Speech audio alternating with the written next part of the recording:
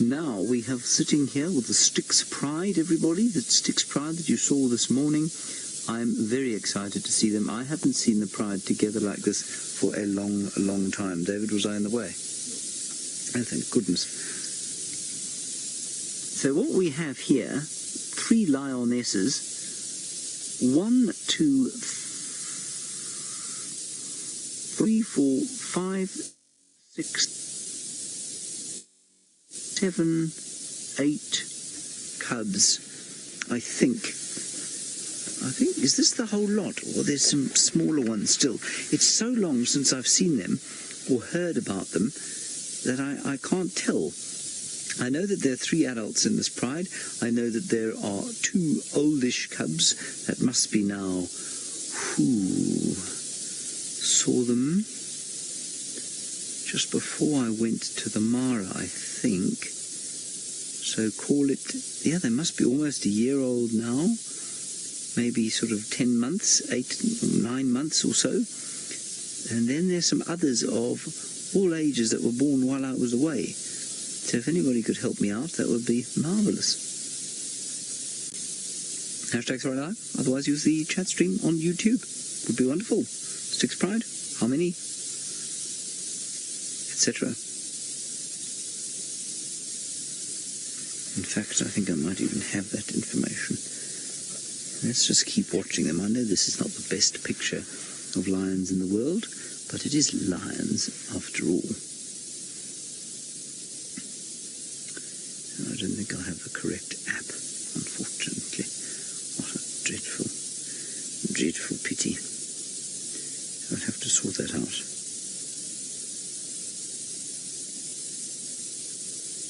Anyway, there it is. Let's see if it'll open.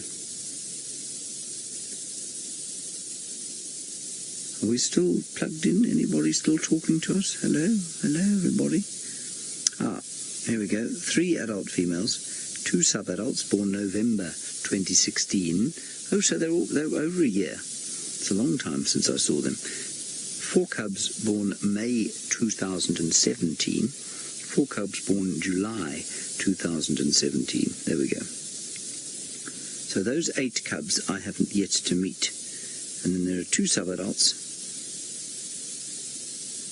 that were born in November 2016. Good. The lionesses were born in 2005 and 2007. 2 of them in 2005, so that puts them at 12. That's old. And 1 of them now at 10, at least. So if this is quite interesting. So we have a pride here with 1, 2, 3, 4. What did we say it was? It was 10 youngsters. All of them, though, on the cusp of, or the oldest ones on the cusp of becoming adults. If, for example, there was to be a pride takeover now, a coalition takeover. Before I carry on, you're wondering what that thing in the road is. It's a blanket. It fell off one of the cars that is in here. It's Andrew from Chitwa Plains. He's going to retrieve it on his way out, or leave it here for the lions, depending on how close he can get to it. Anyway, what's interesting here is that if, let's say, there was a coalition takeover, the Birmingham boys ousted from here. I think it's highly unlikely. But imagine that the Birmingham boys were ousted for some reason, and another coalition came in here and took out these youngsters.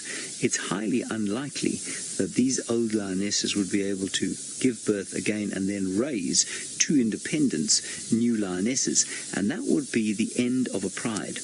And that's quite an unusual thing, because it's highly unlikely, or it's very seldom, that a whole pride would be wiped out like that. And I've seen it with something called what was it called again? It was called the Oppie Pride, I think. No, the Lamula Pride at Angama. And the Lamula Pride at one stage consisted of 1 lioness. But unless a territory is completely vacated, that lioness can actually hold on to a full territory, give birth, and sort of rejuvenate the pride. But this pride found itself in a slightly precarious position with a 10-year-old, 2 12-year-olds, and no sub-adult females really. I mean, we can call the ones born in November 2016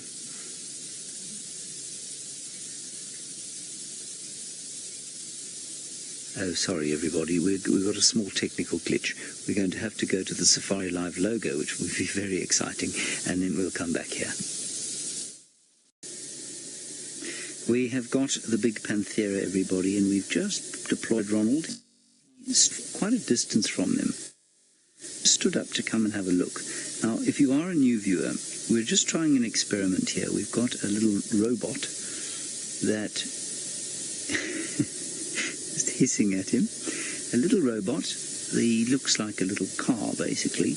And just, we're trying to experiment with different ways of viewing nature.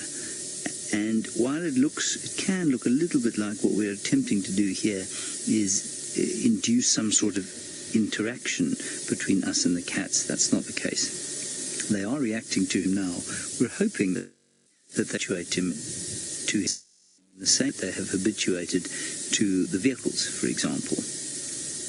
And so far, they've shown curiosity and interest. The other cat that we've done this with is Hosanna. They've showed no aggression at all. I mean, that little hiss, I suppose, from that cub could be considered slightly aggressive, perhaps. The lionesses have shown absolutely no whatsoever. Lions like this, again, are the ideal experiment with, because they no threat. Even if they get a fright away, or they'll swat Ronald, one of the two, neither of which is going to harm them in the long term. So while our ultimate aims to observe with as little as possible interaction with, there are obviously we have to exactly where our lines are and where our boundaries are and what we can and what we do. And I know some kickback today, I shall not tell a lie, on Twitter after we did this with Hosanna this morning, and he came and he did pretty much what those lion cubs have done. He lay down for a while next to Ronald, he gave a sniff, and then he almost chewed one of the aerials, and then he backed off and went off and sat in the shade. So, you know, some of you felt that perhaps we were crossing there, and mostly, however, even if this experiment side, these animals won't have to. Sorry about that, everyone. Not sure what happened. Justin, hello to you again. Your question was, what do I think would happen if we dressed Ronald as a lion? Well, I think the point is that we'd have to put a fairly substantial engine on him if we were to dress him up as a fully sized lion. Brent did those experiments, he was part of those experiments where they showed lions pictures of hyenas and antelope, etc. I seem to remember that they did. Hyenas were much better at discerning the pictures, but the lions didn't. They went for cardboard cutouts of kudu and waterbuck and that sort of thing. So I suspect that they would do the same here. I suspect they would react really badly to the invasion from another lion. If we dress it as a lion cub, it'd be quite interesting. But as a lion, I think they'd attack it. And so that we want. If we were to do him as something like a tortoise, I think they would definitely try, and it was a convincing disguise, I think they'd try and break it open as they would with any normal tortoise. But I think if we dressed him up as a bush in traditional camouflage, well, then we might have slightly better results. And maybe that's the thing to do, to dress him up as a bush, or a rock even. A rock is probably even better. And see if we can't get even less reaction than we've had here. You can see now half of them have lost interest, and I'm not going to move him, I'm just going to leave him sitting there, because what I'm to do is go back to the prior line for him. Because you can imagine this view, and there was a buffalo, and they were all feeding on the buffalo, and we just drive Ron up to sort of 2 meters of them. They would just go about their business and ignore him completely. It would be wonderful. And maybe as a rock, disguised as a rock, that would give him the best chance.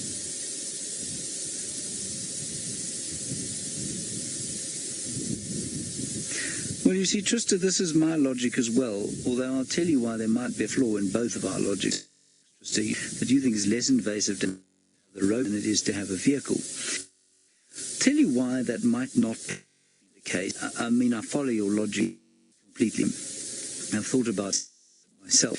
You know, the vehicle makes a big noise. It's strongly of diesel and all the other fluids that go into it. In the case of a Land Rover, probably brings a fairly substantial cloud of noxious gas with it. But this Rover is small, and because of that, I mean, it's unusual, so they don't have a relationship with it. They understand it. But this thing is small enough for them to think, well, is this something to eat? I think. Except that's reacting to it. They're actually reacting to it in the same way that they would to the vehicle on first sighting it, except it would have been the other way. So if you drive up to lions for the first time, they've never seen a car before, they'll back off to a certain sort of distance and then stop and wait, and eventually they just get used to it. Now, because this thing is smaller, it doesn't make nearly as much noise, they've come closer to him and they've just unrelaxed. And I think that if we did this 5 or 6 times or 10 times or 20 times or whatever it is, they would eventually just ignore him completely. You can see now that little cub getting up, losing interest and moving away. This is exactly what I wanted to happen.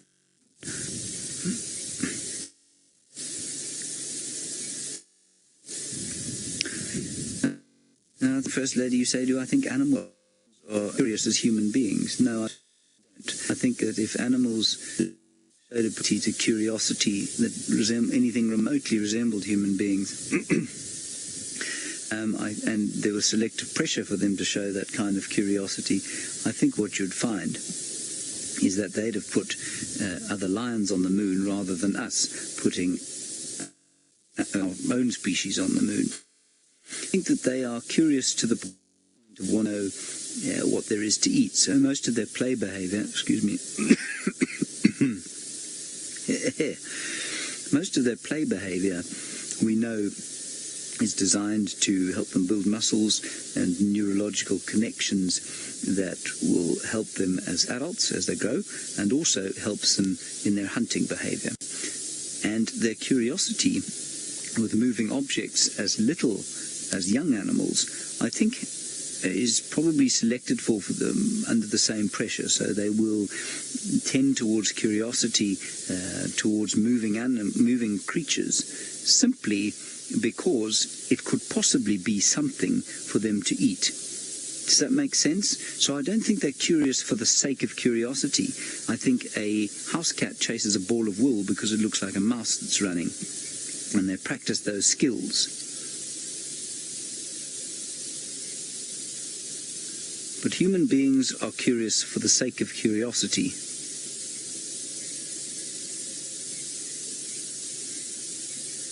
Alrighty, now apparently we are not having a technical difficulty at all. What we're doing is just switching the feeds from the Mara to the Djuma. This is going to take, I don't know how long, probably about a minute, so we'll see you shortly.